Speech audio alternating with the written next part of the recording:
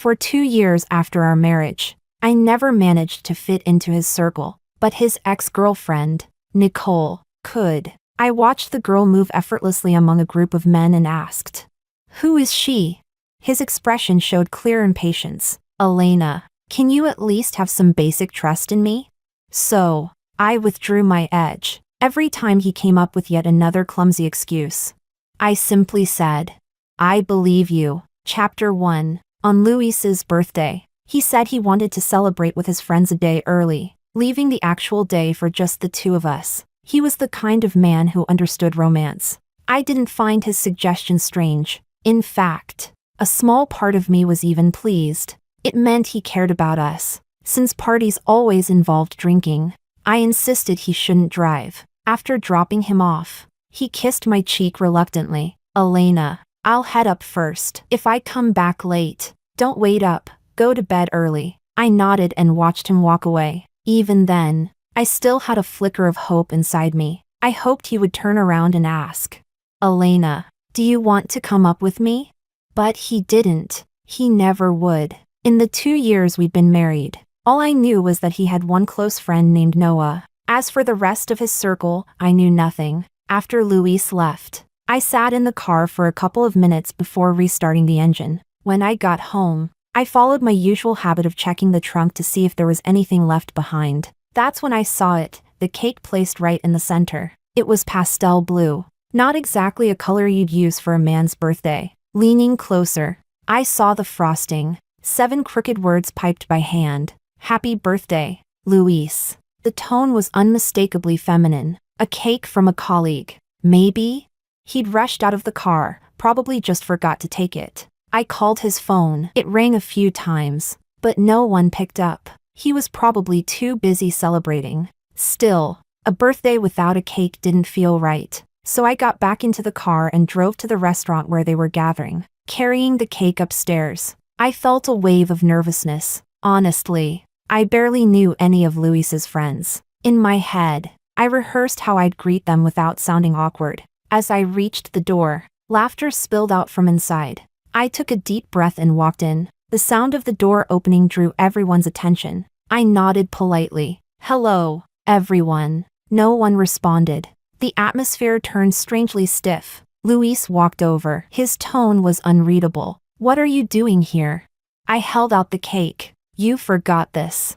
As he took it, his eyes flickered, not toward me, but toward the only woman in the room. Naturally, I followed his gaze. The girl was wearing a floral dress, cute, yet a bit seductive. She smiled faintly at me, but I didn't feel warmth in that smile. The room fell silent for several seconds. Most of them probably didn't even recognize me. After all, the only time they'd seen me was at the wedding. With full bridal makeup, a far cry from how I looked now. Finally, Noah broke the silence. "Sis-in-law's here." The tension eased a little. People laughed and told me to come in and sit down. But Luis stood there, unmoving. "Elena, let's celebrate together tomorrow instead." So that was it, he was sending me away. At first, I didn't want to intrude on his guys-only gathering. He'd said having me there would make things inconvenient. And I believed he was thinking of me. But now, I looked again at the only girl in the room. Maybe I wasn't the exception. Maybe she was. So, who was she? Chapter 2. Luis and I met through a blind date. 2 years ago. I was 24, and he was 25. We weren't exactly old, but both of our families were pushing us hard to get married. My mother always said, "Those who don't listen to their elders will suffer right in front of their eyes." She liked to remind me that after living for more than 40 or 50 years, her ability to judge people was definitely better than mine. Back in college, I had a boyfriend once, although my mother didn't openly oppose the relationship. She met him once and said we wouldn't last long. Sure enough, that relationship dragged on for a year and a half, emotionally exhausting. Before graduation, it ended badly. I admitted she was right. After graduation, I stayed single for quite a while, which made my mother anxious. She worried I'd been scarred by that failed romance. So she enthusiastically began arranging blind dates for me. Before Luis, I'd met 2 other men. Among them, He had the best overall qualities: good temperament, stable mood, and most importantly, mentally normal. Coincidentally, his parents were also urging him to settle down quickly, so we hit it off right away. We had dinner together a few times, went on a few dates, and 3 months later, we were married. I'm not the overly sentimental type. And Luis wasn't either, at least not at the beginning. We lived more like roommates under the same roof. That was what Luis said a month after our wedding. In truth, there wasn't much emotional foundation between us. Marriage had simply happened naturally, conveniently. It felt less like destiny, and more like both of us trying to escape our parents' constant nagging. We moved into our new apartment. Without discussing it, we formed an unspoken agreement. I took the master bedroom. He took the guest room. One night, Luis texted me that his company had a team building event, and that he'd be home late, telling me not to wait up. I didn't. I made some hangover soup and left it in the living room, so he'd see it when he got back. But after returning to my room, I couldn't fall asleep no matter how I tossed and turned, so I went back to the living room and put on a movie. When Luis came home, I was crunching on chips, eyes glued to the best part of the film. "You're back. There's hangover soup on the table," I said casually, as if by habit, then continued watching. He stood by the doorway for a while before changing shoes and coming in. After a moment, I realized he'd sat down beside me, just watching me quietly. "What's wrong?" I asked. He smiled. "Elena, we don't really feel like a married couple, more like roommates, do we?" I didn't think too deeply about what he meant, but as I stared at the screen, I could feel his gaze still fixed on me. When I turned my head, our eyes met. He had deep double-lidded eyes, the kind that looked refined and gentle, a little like one of the male idols I used to have a crush on. "What's wrong?" I asked again. Something about him tonight felt different, unusual. "Elena," he said softly, "should we give it a try? Being together, in the real sense of the word?" I knew exactly what he meant. Right now, we were like two strangers sharing the same household registration. At best, we were friends, our relationship hard to define. Honestly, I was content with the way things were. No parental pressure. A stable partner I didn't have to worry about. But Luis said, "When I come home and open the door, I see you sitting on the sofa, eating chips, watching a movie seriously, and the hangover soup you made sitting on the table." He said that moment felt warm and beautiful. "Elena," he told me, "let's give it a try." Chapter 3. It was he who first said he wanted to start a relationship with me. He would prepare surprises on anniversaries, take me on trips for my birthday to help me relax, remember the food I liked, and even squeeze through crowds at signing events just to get something for me. But now that I think about it, he never once said he loved me. When I got home, I placed my car keys on the entryway cabinet. I was so dazed I didn't even notice I hadn't changed into slippers. I'd heard his friends call that girl Nicole, and Nicole was laughing and playing around with them, clearly very familiar. And not only did I not know Nicole, I didn't even know his friends. At the party, Luis had said, "We'll celebrate together tomorrow." I felt uncomfortable inside. But with all his friends there, in such a lively atmosphere, I didn't want to make things awkward, so I just said okay, and drove home alone. When Luis came back, it was already 2 in the morning. I woke up to the sound of the door opening, only then realizing I'd fallen asleep waiting for him. Somehow, without noticing, I'd already grown used to waiting. He was obviously drunk, his steps unsteady. I went over to support him, and he leaned his entire weight against me. The hangover soup was ready long ago. I picked it up and handed it to him. His eyes were half closed, his expression dazed and unfocused.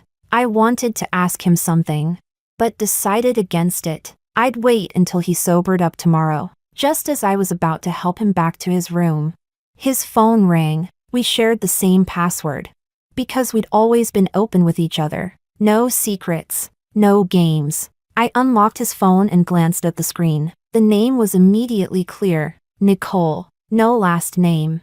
Just that, intimate, familiar. It was a voice message. I pressed play on speaker. A soft, delicate female voice came through. Luis, are you home yet? Is your girlfriend angry?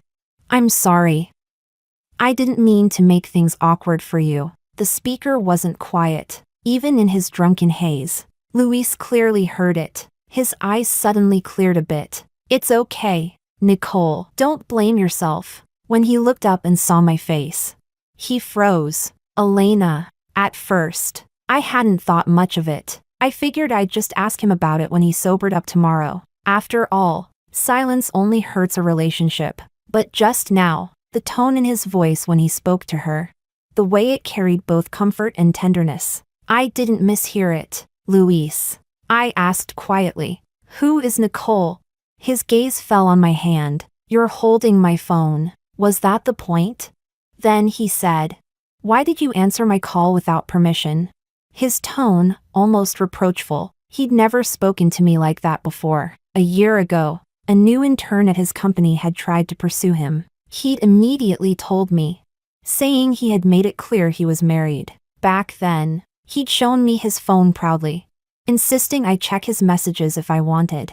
I'd found him childish, but endearing, and I'd fallen for him even more. He never said I love you, but he acted like he did, and I thought that was better than empty sweet talk. But now, he was blaming me for answering his call. Maybe, without realizing it, something between us had already changed. Still, I stubbornly asked again, who is Nicole?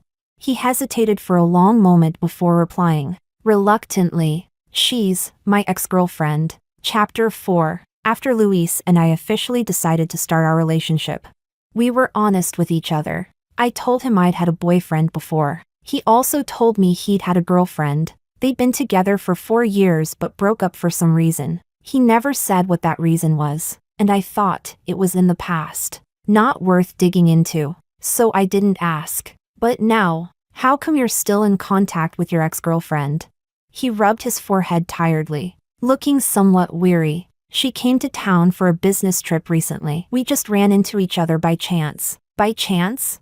I pressed further. Then why was she at your birthday party? He pinched the bridge of his nose, clearly uncomfortable. His tone grew impatient. Are you interrogating me? Elena, can you at least have a little basic trust in me? I had never seen him like this before. I was only asking a reasonable question. But instead of answering directly, he blamed me for not trusting him enough. I remembered 6 months ago, our company had hired a new male intern. He had just graduated.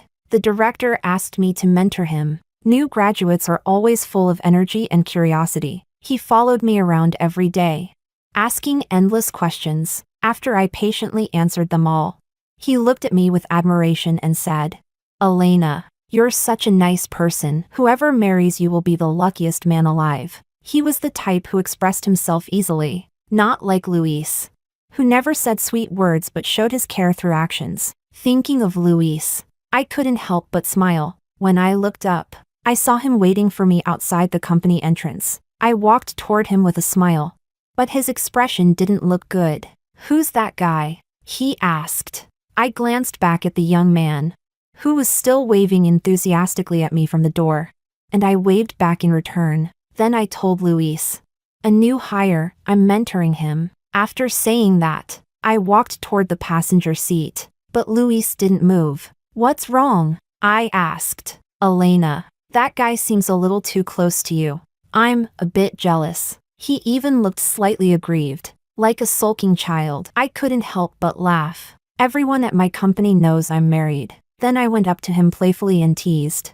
Don't be jealous, little Luis. I'll take you out for something tasty. My teasing made him laugh, and he relaxed. Back then, he said, Elena, if something bothers us, we should always talk it through. Otherwise, misunderstandings left unresolved will hurt the relationship. I couldn't have agreed more. But now, I suddenly couldn't understand him anymore. Chapter 5. Luis probably didn't sleep well that night. Neither did I. I kept tossing and turning. He was drunk from the alcohol, and I was suffocating from what I felt inside. He must have really drunk a lot. He barely spoke, just rubbed his eyes painfully. And after the way he scolded me last night, I no longer felt like talking either. In the middle of the night, when he finally fell asleep, he instinctively reached out and placed his hand on my waist. I quietly moved it away. He made a displeased sound, then turned his back to me. The next day, I was supposed to be off work for his birthday, but I slept straight through until 1 in the afternoon, because I barely slept all night, only managing to close my eyes when the first light of dawn crept in. Luis had probably just woken up too, hungover. He rubbed his temples with a grimace. Hearing me stir, he instinctively reached over to pull me into his arms. I pushed him away again. What's wrong, Elena? He wasn't drunk enough to have forgotten everything, was he? When I didn't reply, he leaned in closer, resting his head on my shoulder.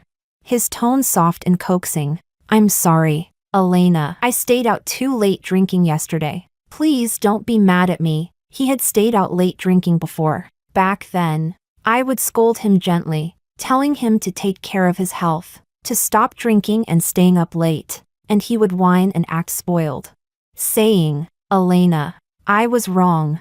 Then hug me tightly with a smile, telling me, you're so good to me. I'm so lucky to have married you. But now, I wasn't in the mood for tenderness. I lifted the blanket and got out of bed. I heard him pause behind me, his movements suddenly still.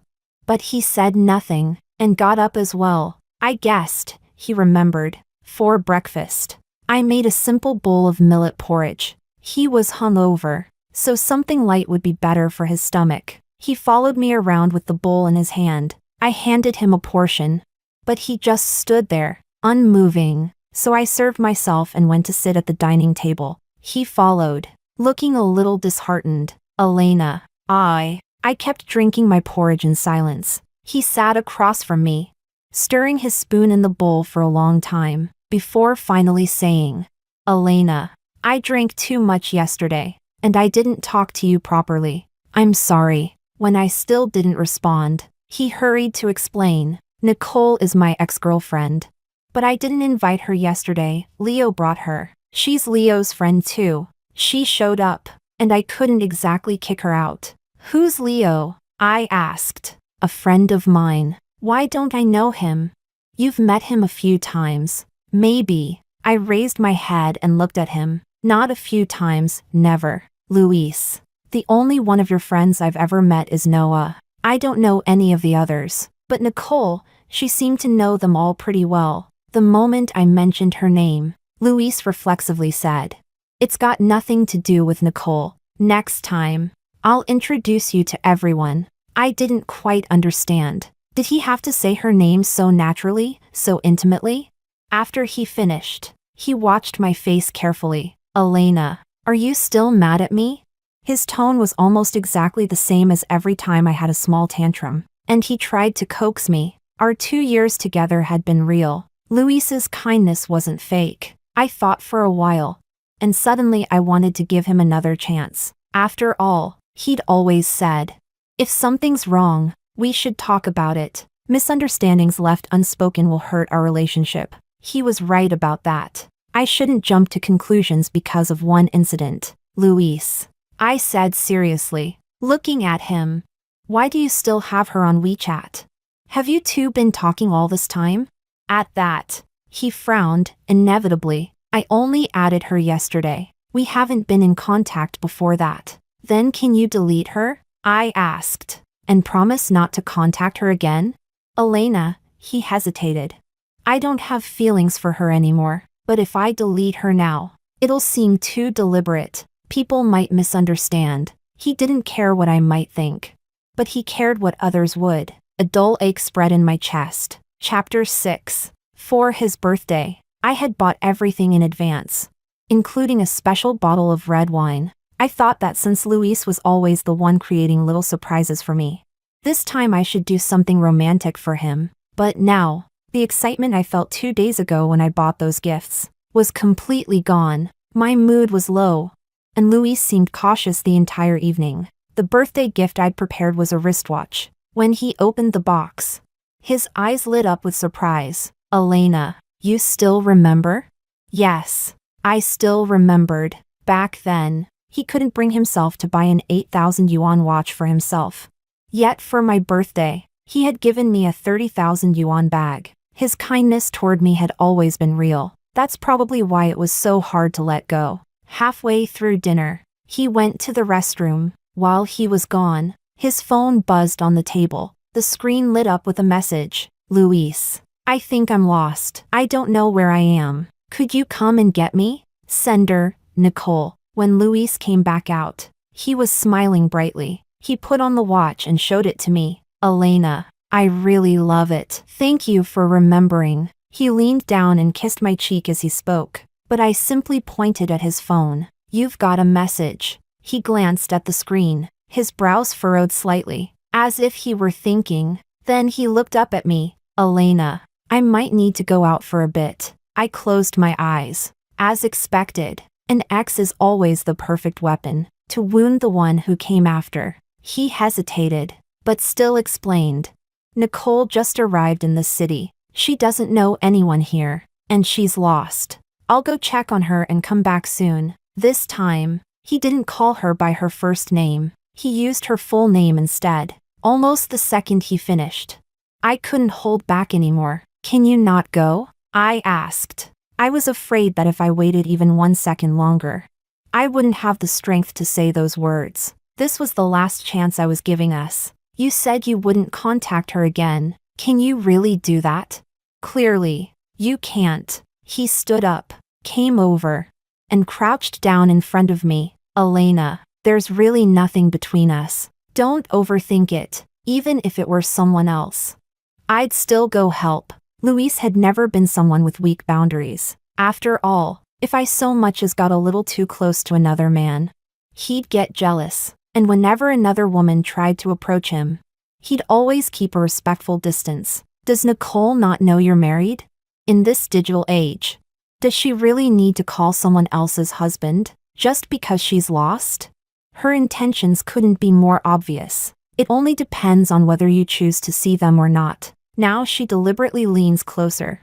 And you don't push her away. I guess this is your choice. I once thought I'd found a slow simmering bowl of porridge in this fast food era of love, but now, it feels more like an illusion. I nodded weakly, forcing a bitter smile. I believe you. Chapter 7. He came back quickly. Barely an hour had passed. But in that hour, I had already cleaned up the dining table, put the red wine back into the cabinet, washed the dishes, video called my mom, taken a shower, and was now lying in bed. The living room light was off. When he came in, he called out my name out of habit. Elena. I lay in bed, silent. Soon, he turned the doorknob and came in. Elena, he said softly, sitting down by the bed. Are you asleep?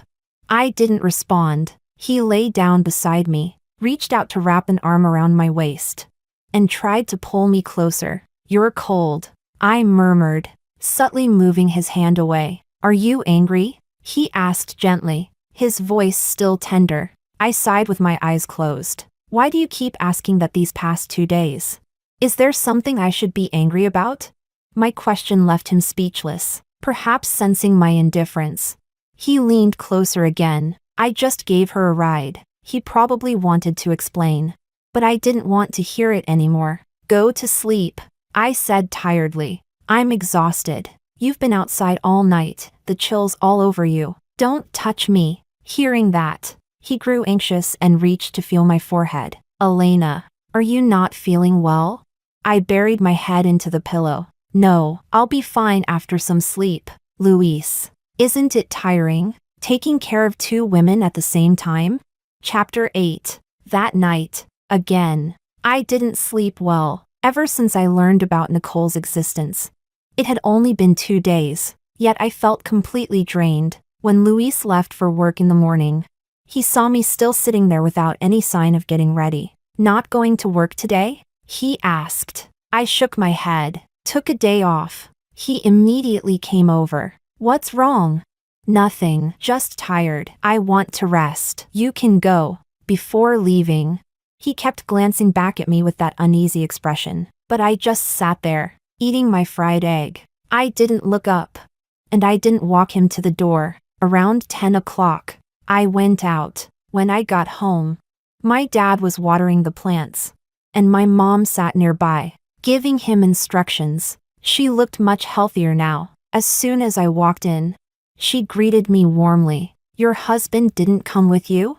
She had always been very fond of Luis, so much that she called him son-in-law, with more affection than she showed her own daughter. I hesitated, then lied. "It's a work day today. He couldn't take time off." In the past, Luis always came with me, but this time, I hadn't told him I was coming home. During lunch, my mother took a box out of the cabinet and handed it to me. "When you go back, bring this tea to your husband. He likes this brand, right?" My friend brought it back for him from her trip. I reached out to take it. The words I wanted to say got stuck in my throat. My mother's closeness to Luis wasn't without reason. Last year, her health had been poor. She'd been hospitalized for quite a while. Luis had stayed by her bedside the entire time, day and night, more attentive than I was. Back then, our relationship had been good. My mother had even joked, "From now on, Luis is my real son." I asked, "Then what am I?"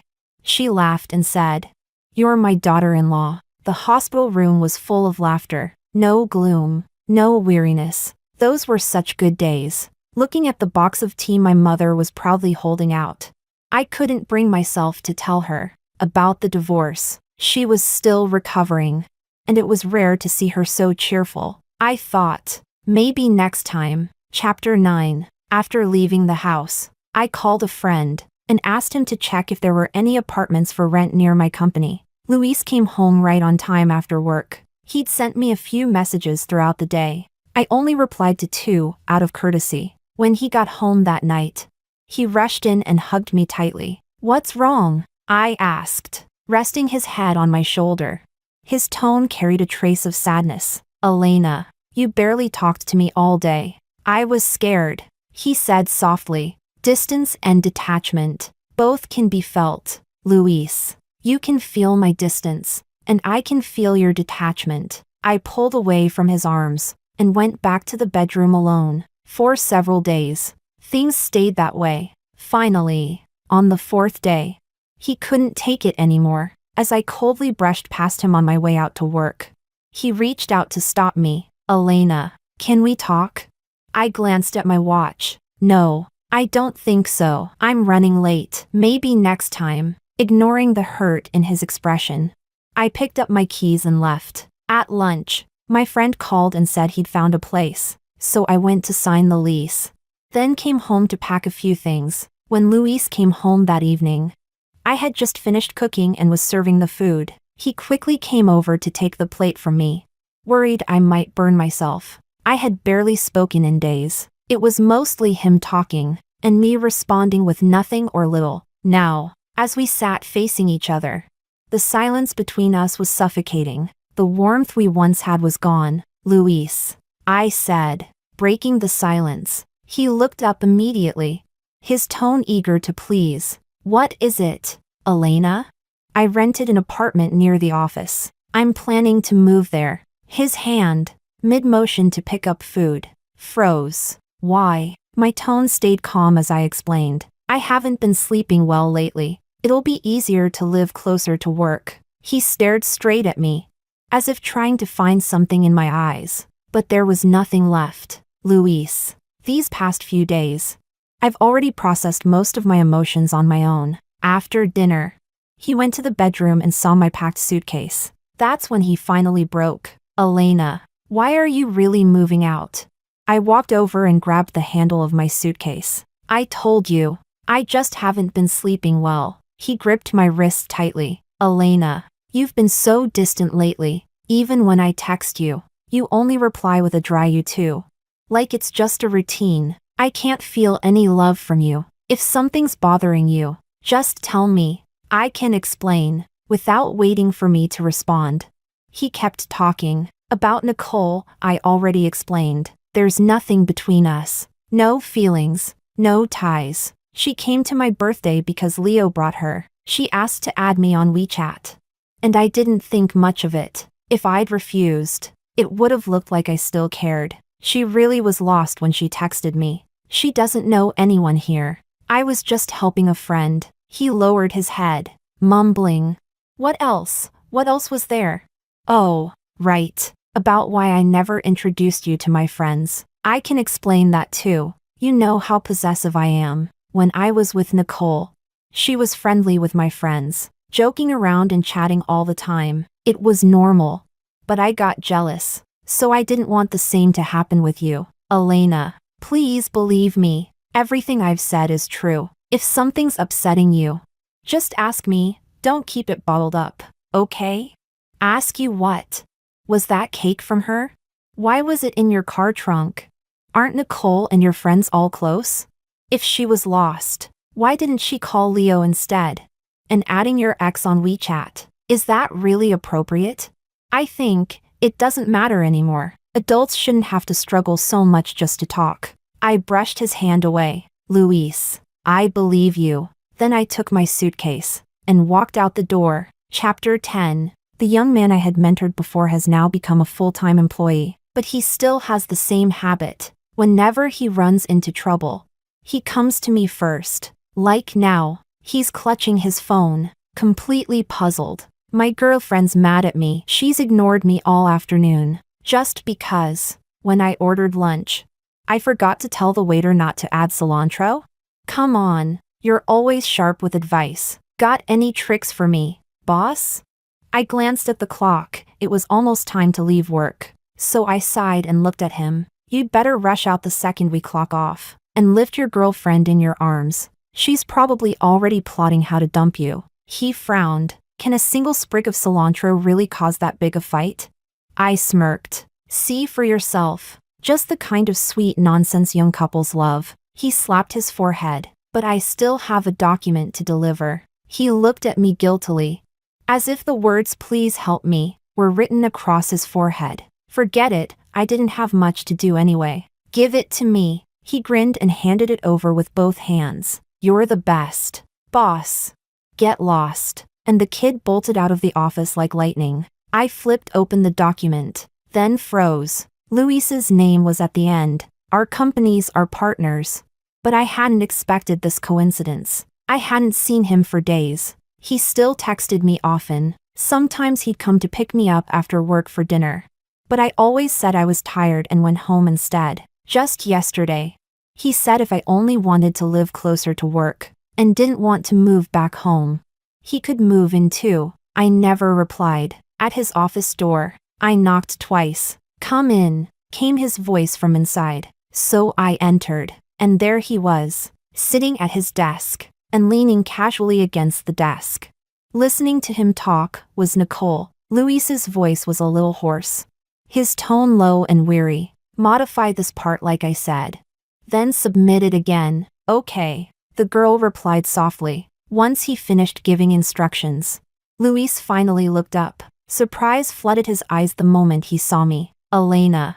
Then, as if suddenly flustered, he glanced quickly at Nicole. I held out the folder. This is the latest proposal from our company. I was asked to deliver it. Then I turned to leave, but Luis hurried forward. Elena, can we have dinner tonight? Sorry, I said gently. I might have to work late. But he didn't let go of my hand. She's a new intern. I was just showing her how to do reports. I looked over at the girl. Her eyes were fixed on Luis's hand gripping mine, her teeth pressing into her lower lip. What kind of expression was that? Frustration?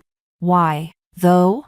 A new intern, free to walk in and out of the manager's office, with the manager personally teaching her. Shouldn't she be happy about it? I smiled faintly. I believe you. Then, before he could say another word, I quietly closed the door behind me. Chapter 11. Luis and I seemed to slip into a lukewarm routine, even colder than when we first met, back when we were more like two roommates sharing a space. I didn't mention divorce, and neither did he. He still texted me every day, though I rarely replied. The third time I refused Luis's invitation and went home alone.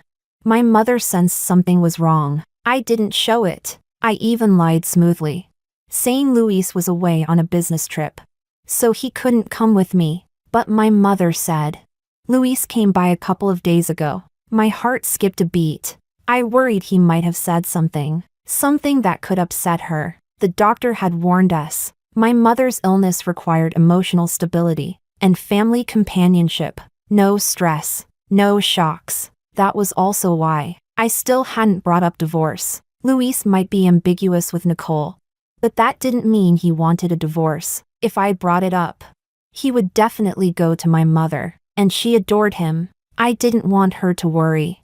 So I quickly observed her condition. Thankfully, she seemed fine. She only looked at me with concern and asked, Elena, are you unhappy?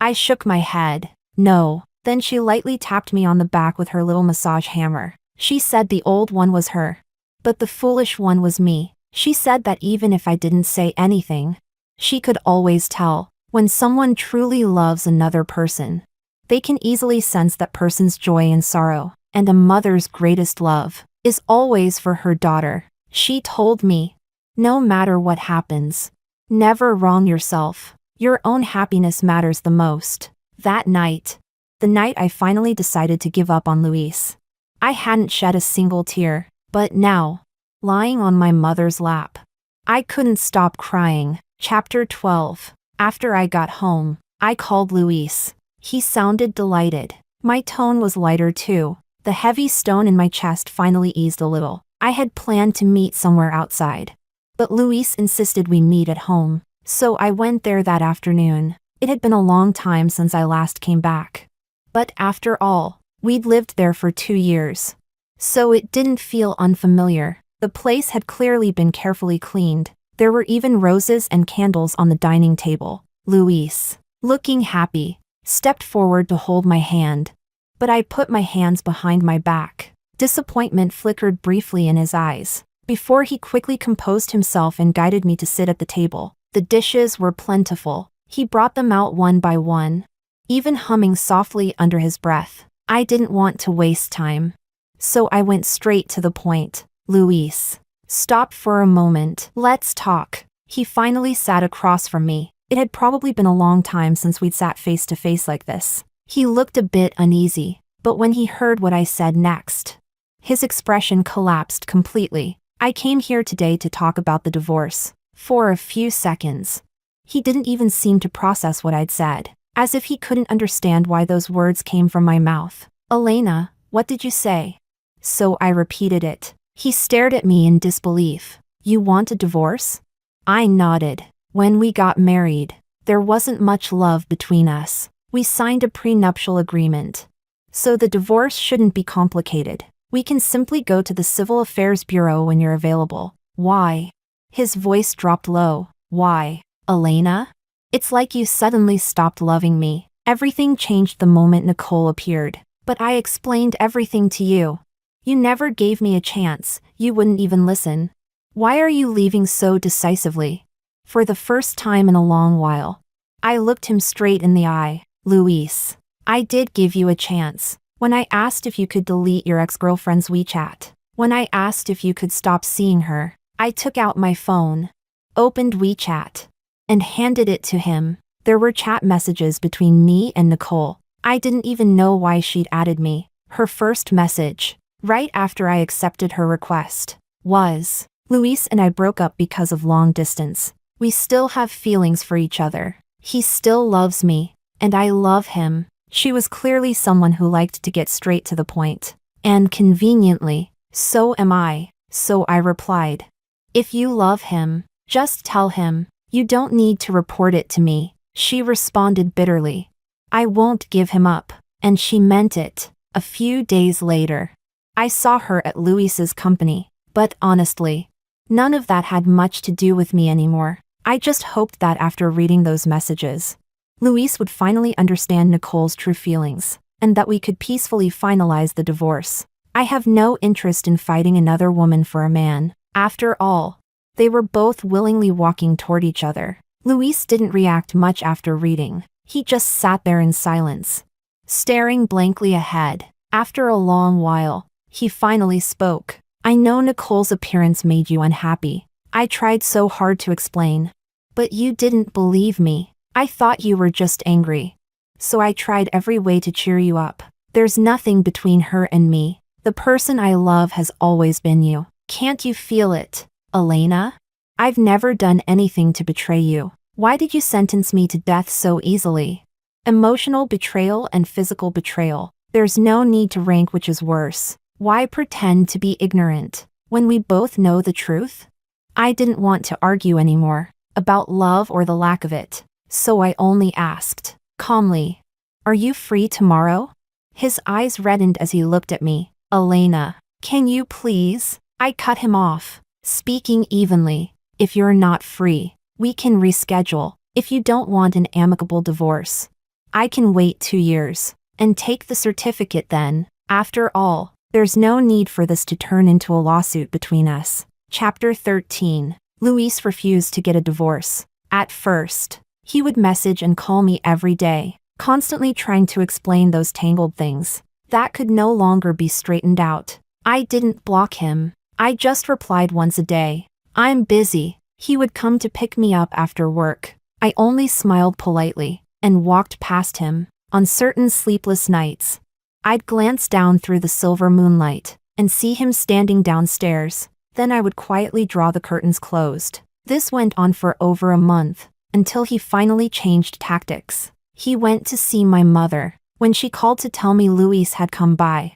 I immediately got in my car and drove over. This was exactly the day I'd been dreading, and as expected, I couldn't avoid it. The moment I stepped into the house, I could hear the cheerful voices from inside. There were all kinds of tonic gifts on the table, clearly brought by Luis. He was sitting there peeling an apple for my mother, just like he used to when he took care of her in the hospital. When he saw me, he instinctively stood up. My parents didn't say much. They treated him with the same warmth as always.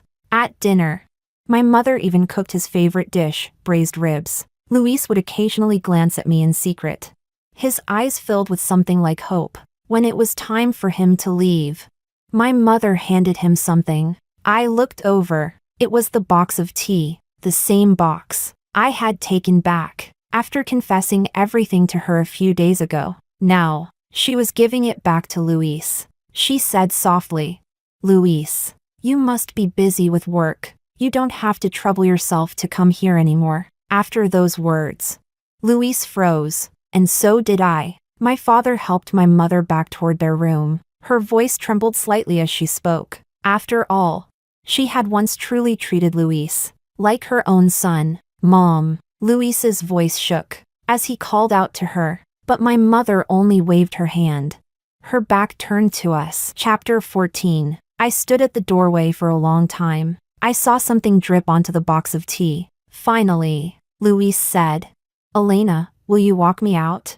So we walked aimlessly toward the entrance of the neighborhood. Eventually, we sat down on an empty bench. Luis looked up at the sky, while I stared blankly at the fallen leaves scattered all over the ground. If what existed between us weren't love, but family affection instead, that would have been easier. Then I wouldn't have to feel jealous because of another woman, nor worry about whether he still had lingering feelings for his ex. If Luis were my brother, I could even help him come up with ideas to pursue his sister-in-law. We would have been a very happy family. But life doesn't give that many ifs. In this lifetime, I've never faced a natural disaster, never lived through war, never suffered a serious illness. That's already fortunate enough, isn't it?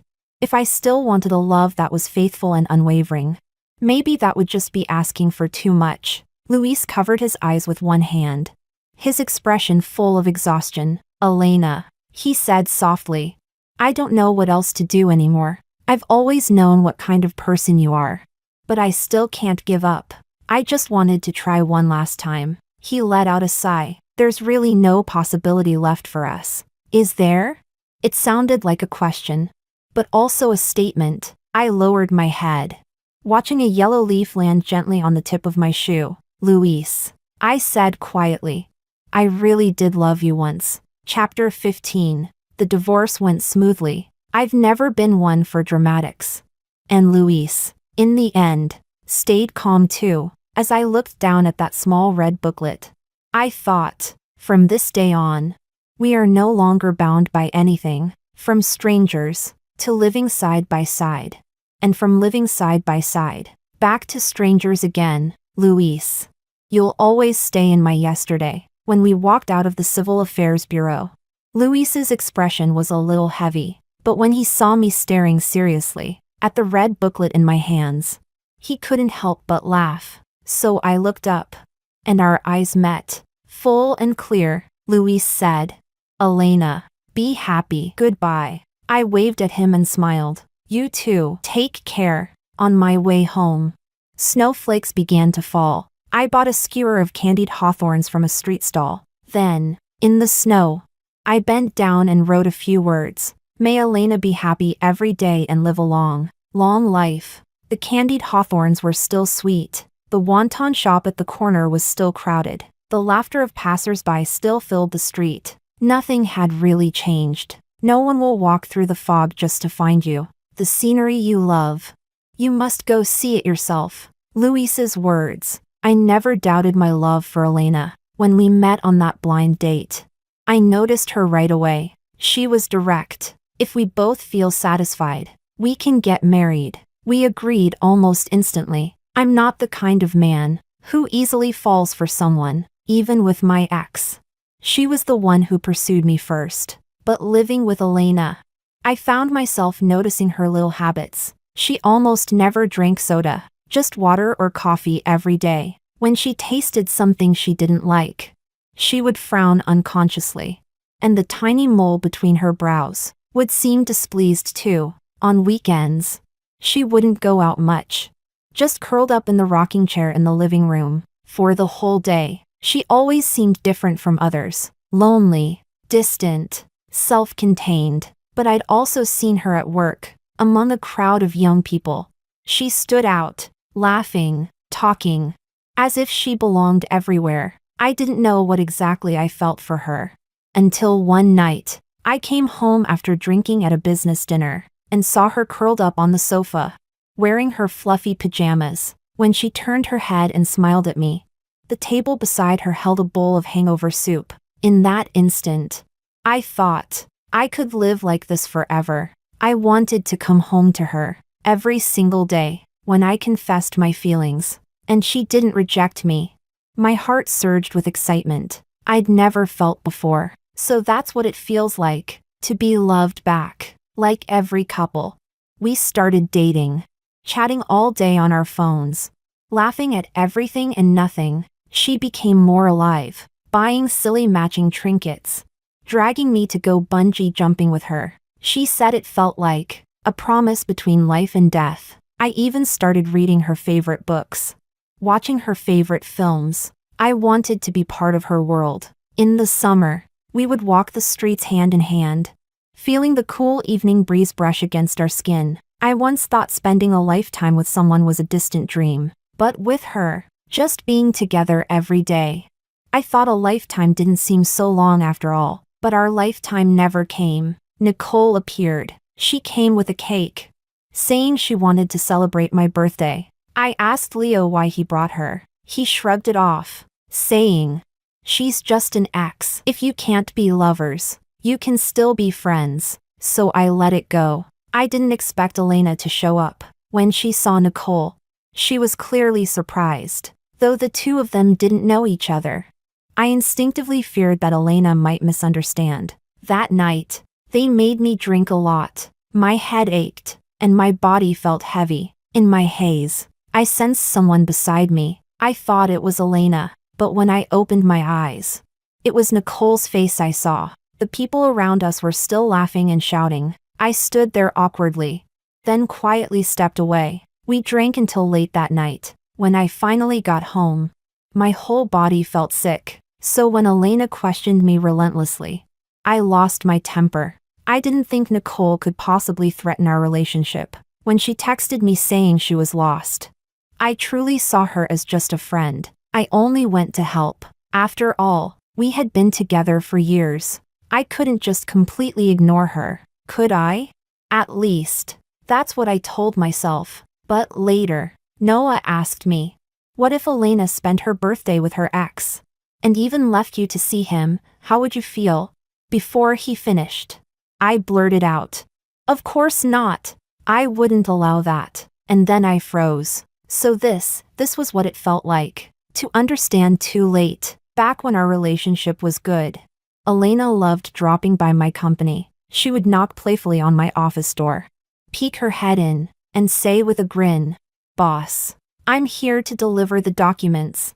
It was a side of her no one else had ever seen, but later on, she simply handed me the files coldly, and when I tried to explain, she would only say softly, "I believe you." But what I heard instead was, "I don't care anymore. I don't know why Nicole stayed in this city, or why she joined my company. Maybe she wanted convenience." Yes, I did give her some small favors. As her ex, I felt obliged. But later, she told me, she stayed for me. She said she could feel that I still had feelings for her. I panicked. What made her think that? Was it just the kindness I thought was harmless? Then what about Elena? Was that what she thought too? Is that why she left, without hesitation? Elena was never the type to scream or make a scene when she brought up divorce. She was calm when we walked out of the Civil Affairs Bureau. She was calm, even in our occasional encounters afterward. She could still smile and nod politely. The calmer she was, the more it hurt. She didn't delete my number, didn't block me on WeChat, but she never replied. I couldn't let go. 6 months after the divorce, our companies collaborated on a project. We were both the main representatives. So, under the pretext of work, I invited her to dinner. At the table, she spoke confidently, but only about business. I cautiously mentioned, "Nicole no longer works for my company. She wasn't suited for the job." I watched her closely, hoping for some reaction, but she only nodded lightly, as if it had nothing to do with her, and continued talking about the project. When dinner ended, I couldn't help myself. "Elena," I said, "I've been really struggling lately." She lifted her gaze to me, her eyes clear and calm. You've lost weight." My heart leapt. For a moment, I thought she still cared. Then she added, "You should eat properly. Life is still beautiful." After all, her tone was gentle, but without emotion, like the casual concern of a colleague. I forced a bitter smile. If only she could look at me with the same tenderness she once had. Even if she misunderstood me and got angry, even if she yelled, accused, or cried, at least that would mean she still cared. But now she was indifferent. Through her calmness, she told me one truth: she doesn't care anymore. I got lost in love. And in that moment of confusion, I lost her forever.